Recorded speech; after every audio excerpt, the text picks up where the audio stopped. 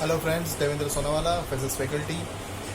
In the last videos we discussed about Coulomb's law in vector form, superposition principle for the Coulomb's law, and sums regarding entrance exam and NCERT syllabus. Right, and today we discuss about the electric field, superposition principle of electric field, and some examples. Okay, so shall we start? So friends, हमारी first theory आज की electric field, ठीक है। यानी कि कोई भी charge जो होता है वो अपने अराउंड इलेक्ट्रिक फील्ड को जनरेट करता है। जैसे कि मैंने हम लोगों ने आके बात की थी, ठीक है, कि ग्रेविटेशनल फील्ड जो जनरेट करते हैं, कोई भी पार्टिकल अपने अराउंड ग्रेविटेशनल फील्ड जनरेट करता है, ठीक है। अगर मैग्नेट की बात करो तो मैग्नेट अपने अराउंड में कुछ मैग्नेटिक फील्ड को जनरेट करेगा। वैसे यहाँ पे जो चार्ज होगा, चाहे वो पॉजिटिव हो या फिर नेगेटिव हो, ठीक है। अगर पॉजिटिव चार्ज है यहाँ पे, ठीक है, तो वो भी अपने अराउंड एक फील्ड को जनरेट करेगा, right, because of the property of charge, right. तो उसको बोलेंगे इलेक्ट्रिक फील्ड। जैसे कि हम लोगों ने आगे देखा था कि भाई अगर किसी मैग्नेटिक फील्ड में कोई दूसरा पार्टिकल आ गया, ठीक है, यानी कि कोई मेटल जैसे कोई चीज़ आ गई या फिर दूसरा कोई मैग्नेट आ गया, ठीक है, तो वो पार्टिकल यानी ये जिसने मैग्नेटिक फील्ड को जनरेट किया है वो उस पर कुछ अट्रैक्टिव फोर्स लगाएगा। सेम एज इट इज़ यहाँ भी मैग्नेटिक फील्ड की तो बात नहीं कर रहे हम लोग, इलेक्ट्रिक फील्ड की बात कर रहे हैं, लेकिन मैं आपको समझा रहा हूँ जैसे एक एग्जांपल लेके, ठीक है। तो वैसे ही यहाँ पे कुछ फील्ड प्रोड्यूस हुई है, right, around this charge. So यहाँ पे मैंने एक कार्टेशियन कोऑर्डिनेट सिस्टम है, कार्टेशियन कोऑर्डिनेट सिस्टम में x y and z axis ली है, राइट। एंड इस जेड एक्सिस में के ओरिजिन पे, एक्स वाई जेड एक्सिस के ओरिजिन पे यहाँ पे मैंने एक चार्ज को लिया है और उसकी पोलैरिटी है प्लस क्यू चार्ज लिया है, राइट। उसको हम लोग बोलेंगे सोर्स चार्ज, ठीक है। ये चार्ज थोड़ा बड़ा वाला होगा, राइट, जो अपने अराउंड इलेक्ट्रिक फील्ड को जनरेट कर रहा है, ठीक है। पता चला नहीं चला? अभी मुझे इस इलेक्ट्रिक फील्ड की ताकत यानी इंटेंसिटी, ठीक है, मुझे ढूंढनी है कहीं पे भी। भाई इसकी इंटेंसिटी कितनी है, ठीक है, उसकी तीव्रता कितनी है, ऐसा बोल सकते हैं हम लोग, ठीक है। तो यहाँ से इतनी दूरी पे, मतलब कि पोजीशन वेक्टर बोलते हैं उसको, ये एड्रेस दिखाता है भाई कि इतने दूरी पे है यहाँ से, ठीक है। तो भाई एक छोटा सा चार्ज लिया है जिसको बोलेंगे टेस्ट चार्ज। मैं इसको टेस्ट चार्ज क्यों बोल रहा हूँ? क्योंकि मैं टेस्ट कर रहा हूँ, चेक कर रहा हूँ इसकी इंटेंसिटी, इसलिए उसको मैंने चेक करने के लिए लिया है, इसलिए इसको बोलेंगे टेस्ट चार्ज। और इसकी पोलैरिटी है क्यू नॉट। ध्यान में रखना, कभी भी जब ये वाला आप चार्ज ले, वो ये वाले चार्ज से यानी कि सोर्स चार्ज से टेस्ट चार्ज छोटा होना चाहिए, राइट। यानी क्यू नॉट की बात करो is less than capital Q, okay. ये वाला चार्ज बड़ा होगा और ये वाला चार्ज छोटा होगा, ठीक है। नाउ वो यहाँ पे मैंने इलेक्ट्रिक फील्ड में रखा है, having position vector with respect to origin is R, right. अभी पॉजिटिव चार्ज जो होता है, राइट, वो अपने अराउंड इलेक्ट्रिक फील्ड को जनरेट करता है। अभी एक बात मैं आपको बोलूँ तो आपको पता है ये वाला चार्ज भी पॉजिटिव है, ये वाला चार्ज भी पॉजिटिव है। अगर दोनों पॉजिटिव चार्ज हो गए तो इसकी वजह से इस पर फोर्स लगाए तो ये कहाँ भागेगा? उस तरफ, ठीक है। तो मुझे इलेक्ट्रिक फील्ड ढूंढने से पहले मैं फोर्स फाइंड करूंगा और उसी फोर्स की डायरेक्शन में इलेक्ट्रिक फील्ड भी होगा, ठीक है। तो हम लोग कभी भी इलेक्ट्रिक फील्ड पहले फाइंड करने के लिए क्या फाइंड करेंगे? कूलम्बियन फोर्स। ऑलरेडी हम लोगों ने पढ़ लिया है वही, ठीक है। चलिए स्टार्ट करते हैं। A charge produce some effect in the space around it. Space में कोई भी जो चार्ज होता है वो अपने अराउंड इलेक्ट्रिक फील्ड को जनरेट करता है, right. The region around the charge in which the effect of the electric charge is prevailing is called the electric field of the charge. यानी कि इलेक्ट्रिक फील्ड की इनिशियली हम लोगों ने definition दी है हम, right. Now the electric field can interact with another charge Q nought place in it and exert the force on it. Thus electric field act as an agency between Q and Q nought, ठीक है। अभी इस electric field में मैंने एक और charge को रख दिया, वो था क्यू नॉट, और क्यू नॉट के बीच में जो इलेक्ट्रिक फील्ड एक एजेंसी की तरह काम करेगी, यानी कि ये इस पे फोर्स लगाएगा, ठीक है। पता चला? तो because of this electric field, पता चला नहीं चला, ठीक है। नेक्स्ट अभी हम लोग बात करने वाले हैं। Suppose a charge capital Q is placed at an origin of a coordinate system. मैंने ओरिजिन पे रखा था, वो मैंने यहाँ पे डिस्क्राइब कर दिया। Now, a charge q naught is placed in the electric field of charge q having position vector with respect to origin is r. Then electric field is defined as force divided by test charge. Force divided by test charge. यहाँ पे bracket में मैंने r vector इसलिए लिखा है कि ये वाला जो चार्ज मैंने लिया था वो सोर्स चार्ज से r जितने डिस्टेंस पे है, राइट। ये फंक्शन है r का, आप ना लिखे तो भी चलेगा, ऐसा कुछ जरूरी नहीं है, लेकिन जनरल इक्वेशन में आप ये दिखा दो तो आपको पता लगेगा भाई हम लोगों ने टेस्ट चार्ज सोर्स चार्ज से कितने डिस्टेंस पे लिया है, भाई r जितने डिस्टेंस पे लिया है। एंड फंक्शन ये और क्या दिखा रहा है पता है, कि फोर्स की डायरेक्शन, ठीक है, r की डायरेक्शन में है, ठीक है, फोर्स की डायरेक्शन r की डायरेक्शन में, e की डायरेक्शन भी r की डायरेक्शन में है, वो भी इंडिकेट करता है। पता चला नहीं चला? सो इक्वेशन आपका बनेगा E is equal F by Q nought, where Q nought is the test charge, right. E is called the electric field of charge q at a position vector r. Okay, the quantity E is depends independence of q naught. Quantity E जो होती है वो q not से independent होती है, यानी कि मैं क्या बोल रहा हूँ भाई, क्वांटिटी E यानी कि इलेक्ट्रिक फील्ड इस पर थोड़ी डिपेंड करेगी। पता चला भाई, इलेक्ट्रिक फील्ड तो जिसने जनरेट की है वो उस पर डिपेंड करती है ना, ठीक है, जो चेक कर रहा है उस पर थोड़ी डिपेंड होती है। पता चला नहीं चला? तो इलेक्ट्रिक फील्ड तो ये जनरेट कर रहा है तो इस पर थोड़ी डिपेंड होती है। पता चला नहीं चला? तो उस पर डिपेंड नहीं होती इलेक्ट्रिक फील्ड, ठीक है। हम लोग आगे देखेंगे तो आपको पता भी लगेगा भाई क्यू नॉट पे क्यों नहीं डिपेंड करती, क्यू नॉट यानी क्या होता है, टेस्ट चार्ज पे क्यों नहीं डिपेंड करती, ठीक है, वो हम लोग को बाद में पता चली जाएगा। वैसे finally the charge Q naught use to define और to measure intensity, right, of electric field is called a test charge, right. पता चला नहीं चला?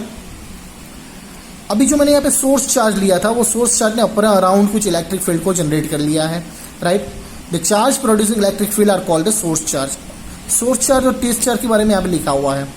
ऐसा यूनिट कितना होगा भाई, न्यूटन पर कूलम और वोल्ट पर मीटर। न्यूटन पर कूलम आप लिख सकते हैं यहाँ पे, ठीक है। अगर मैं क्यू नॉट की वैल्यू यहाँ पे 1 ले लूँ, ठीक है, तो मेरा इक्वेशन क्या होगा, E is equal to F हो जाएगा, ठीक है। तो उसके ऊपर से हम लोग डेफिनेशन क्या बना सकते हैं, ध्यान से देखिएगा। अगर मैं क्यू नॉट की वैल्यू 1 ले लूँ तो E is equal to F हो जाएगा, ठीक है। तो हम लोग डेफिनेशन कुछ इस तरह से लिख सकते हैं, देखिए, the force acting on a unit positive charge, a force acting on a unit positive charge, right, at a given point in the electric field of an point charge of a system of the charge is called the electric field or intensity of the electric field at a particular point.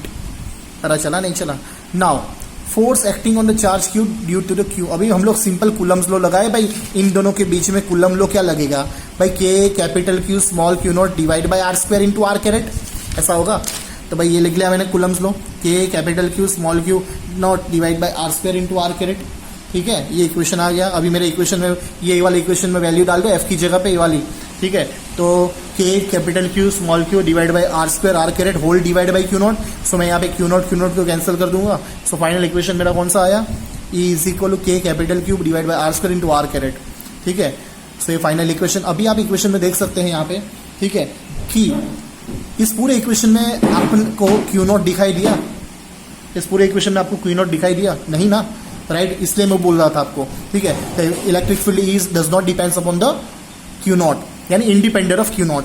पता चला, यानी test charge पे depend करता नहीं है। यहाँ पे मैंने दो फिगर बनाई है, अगर पॉजिटिव चार्ज होगा तो वो भी इलेक्ट्रिक फील्ड जनरेट करेगा और नेगेटिव चार्ज भी इलेक्ट्रिक फील्ड जनरेट करता है, ठीक है।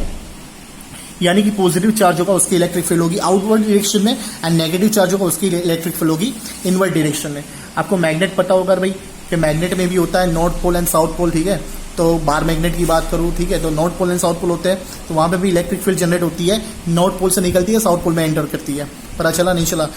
वहाँ पे क्या होता है, कभी भी मैग्नेट इंडिविजुअल नहीं होता, मतलब कि इंडिविजुअल पोल्स नहीं होते उसमें कभी भी। मैग्नेट में कभी भी, मैग्नेट और चार्ज में इतना ही डिफरेंस है, बात सुन लीजिए, कि मैग्नेट में क्या होता है कि मैग्नेट में हम लोग पोल इंडिविजुअल नहीं होते, राइट, उसमें साथ में मैग्नेट के कितने भी टुकड़े कर दो, ठीक है, उसमें north pole and south pole तो होते ही होते हैं, ठीक है, लेकिन चार्ज इंडिपेंडेंट वर्क करता है, यानी पॉजिटिव चार्ज अलग होता है एंड नेगेटिव चार्ज अलग होता है। तो उसकी एक प्रॉपर्टी भी आप ये बोल सकते हैं कि सॉरी, उसकी आप एक प्रॉपर्टी बोल सकते हैं कि नॉर्थ पोल से निकल के साउथ पोल में जाएगी बार में, ठीक है, बार मैग्नेट में, तो अंदर से रिवर्स आएगा फिर साउथ टू नॉर्थ, लेकिन यहाँ पे रिवर्स नहीं दिखाई देगा आपको कभी भी, ठीक है, क्योंकि रिवर्स आने के लिए नेगेटिव से क्या आना पड़ता है, मतलब कि बाहर निकलना पड़ता है। तो यहाँ तो नेगेटिव चार्ज से इलेक्ट्रिक फील्ड कभी भी बाहर नहीं निकल सकती, ठीक है।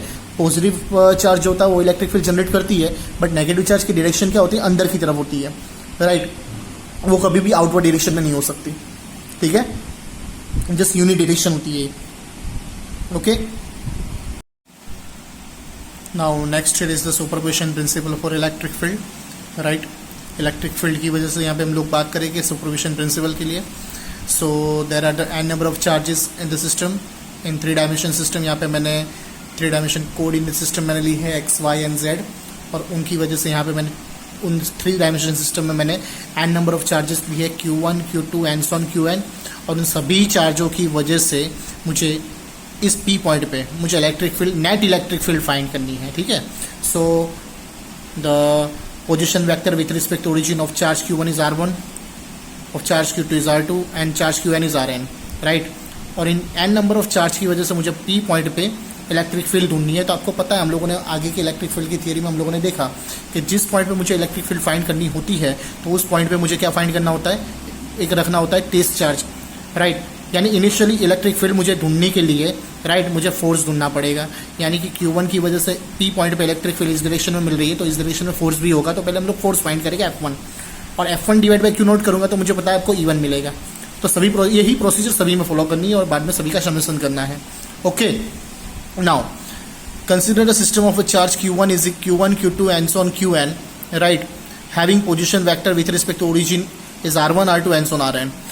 We know that we want to find the net electric field of the system of the point charge at the point p having position vector with respect to origin is r. Sorry. Now यानी कि इस p point पे पहले मैं बात करूंगा, इस यानी q1 चार्ज की वजह से p पॉइंट पे कितना फोर्स लगेगा डिवाइड बाई चार्ज, यानी कि इलेक्ट्रिक फील्ड मिलेगी. ठीक है. तो पहला होगा equation E1 is F1 by Q1. तो उसकी वजह से यहाँ पे हम लोग बात करेंगे पहले दोनों की वजह से कितना फोर्स होगा, कूलम्बियन फोर्स क्या, K Q1 Q nought divide by दोनों के बीच का डिस्टेंस. भाई ये R1 है, ये R है, तो दोनों के बीच का डिस्टेंस होगा R माइनस R1. सो यहाँ होगा R minus R1 square, R minus R1 caret, लेकिन कैरेट होता है वेक्टर डिवाइड बाई मैग्नीट्यूड, तो यहाँ पे हो जाएगा क्यूब. पता चला. तो K Q1 Q nought divide by R minus R1 cube, R minus R1 vector whole divide by Q nought as it is. Q1 Q nought cancel हो जाएगा, जो बचा हुआ यहाँ पे लिख लो. सेम एज इट इज अभी मुझे यहाँ पे इलेक्ट्रिक फील्ड E2 फाइंड करना है. ठीक है. तो E2 फाइंड करूंगा तो मुझे क्या करना पड़ेगा भाई कि ये Q2 जो होगा उसकी वजह से यहाँ पे कितना फोर्स लगेगा डिवाइड बाई Q2 चार्ज. ठीक है. तो मुझे मिलेगा E2. सेम वे तो मुझे कुछ नहीं करना, वहाँ पे जहाँ भी 1 था वहाँ पे 2 कर दो, हो जाएगा equation. So E2 is equal F2 by Q not, K Q2 Q nought divide by R minus R2 cube, R minus R2 vector.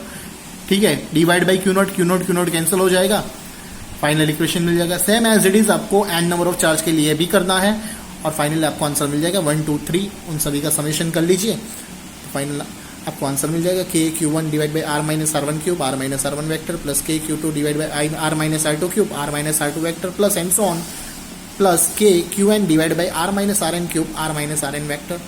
So finally आपको आंसर मिल जाएगा. ठीक है. सो अभी तक हम लोगों ने देखा electric field and electric field for the supervision principle, right. So इसके बेसिस पे भी सम्स है हमारे पास, राइट. वो नेक्स्ट लेक्चर में, नेक्स्ट वीडियो में हम लोग करने वाले हैं. तब तक के लिए सुन बेटा. ठीक है. Bye bye. सो फ्रेंड्स, आप लोगों ने देखा electric field and superposition principle for the electric field, और नेक्स्ट वीडियो में हम लोग लेके आने वाला है इसके रिगार्डिंग कुछ सम्स, राइट. हम लोग सम्स भी देखेंगे नेक्स्ट वीडियो में हम लोग. तब तक के लिए बेटा बाय, सी यू सून.